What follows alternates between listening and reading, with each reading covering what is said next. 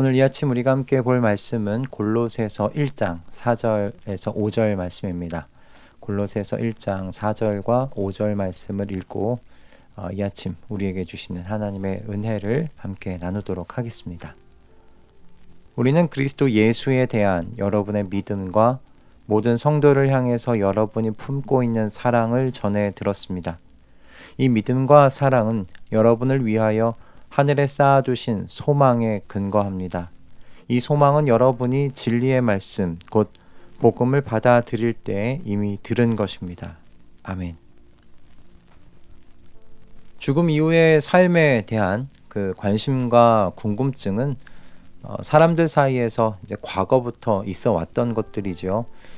이런 내세에 대한 궁금함, 이런 내세에 대한 궁금함이 커져가면 커져갈수록 어떻게 자신이 믿는 그 내세에 들어갈 수 있을까에 대한 참 많은 가르침들이 뒤따라 왔습니다. 대부분의 고등 종교들이 각자 가지고 있는 내세에 들어감에 대한 가르침들을 가지고 있지 않습니까? 기독교도 마찬가지죠. 기독교 또한 죽음 이후에 대한 그 삶을 이야기합니다. 예수 그리스도를 믿음으로 죄로부터 구속함을 받아 하나님 나라에서 영원히 살아가는 그 삶에 대하여 말합니다. 그런데 이 구원에 대한 가르침을 약간씩 다르게 만들어 가르치는 이단과 사이비들이 있어 왔던 것을 우리 모두가 알고 있는 바라고 생각합니다. 골로새 교인들에게 바울 사도가 이렇게 편지를 보내는 이유도요, 바로 여기에 있었습니다. 골로새 교인들은 사도 바울에게 복음을 전해 들은 사람들이 아니었어요. 그들에게 복음을 전하고 가르친 사람은 에바브라라는 사람이었습니다. 사탄이 바로 이 틈을 노리고 교회를 어지럽혔던 것인데요.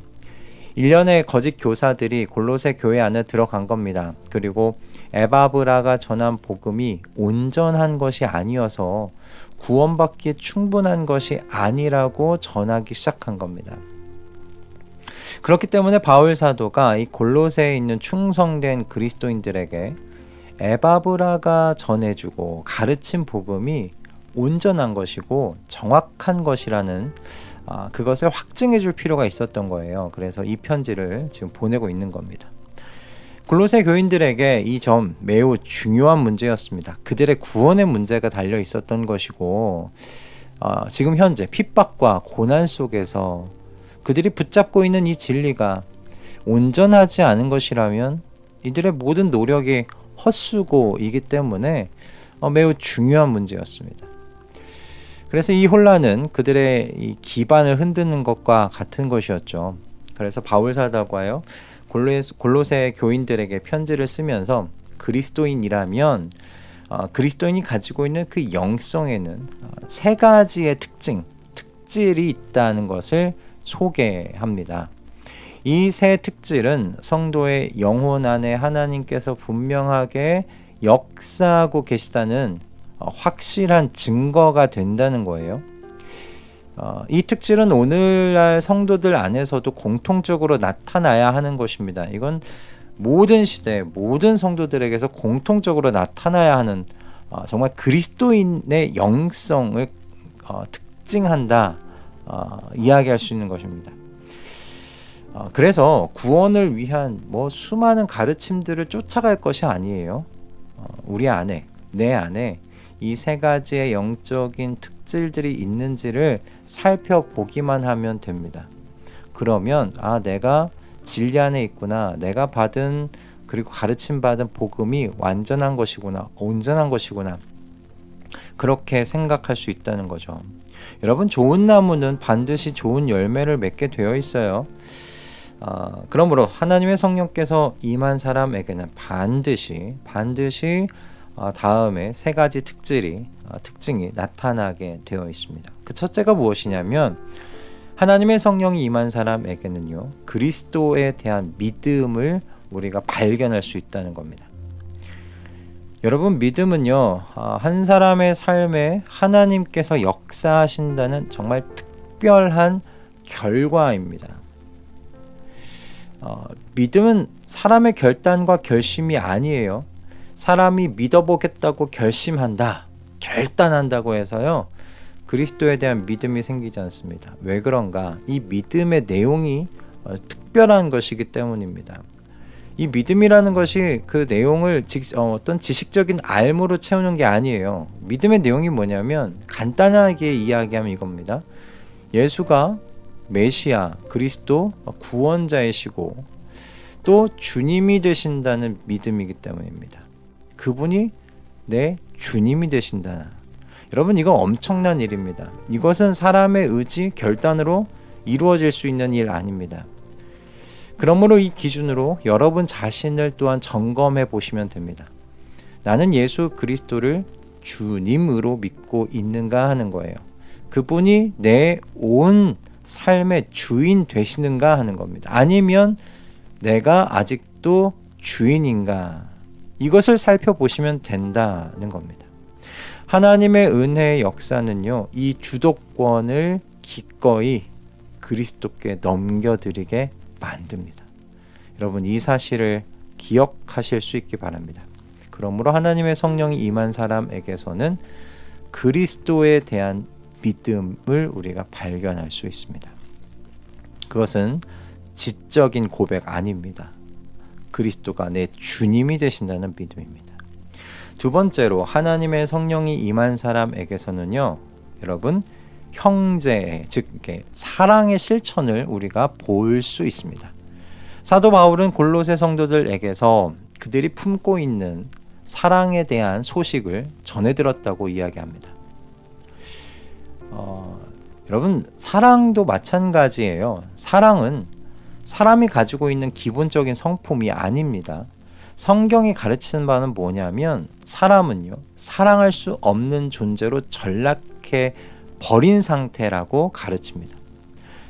사도 요한이 가르치는 바가 무엇입니까? 성도는 사랑을 자신의 본성이나 사람에게서 배우지 않는다는 겁니다. 성도가 사랑을 배우는 건 하나님이라고 이야기를 하죠.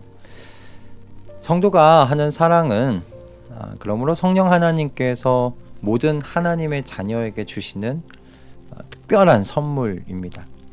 이 선물로 인해서 놀라운 일들이 발생하는 거예요. 민족도 문화도 다른 사람들을 그리스도 안에서 우리가 형제 자매로 우리가 인정하고 서로를 사랑하고 서로를 섬기니 말입니다.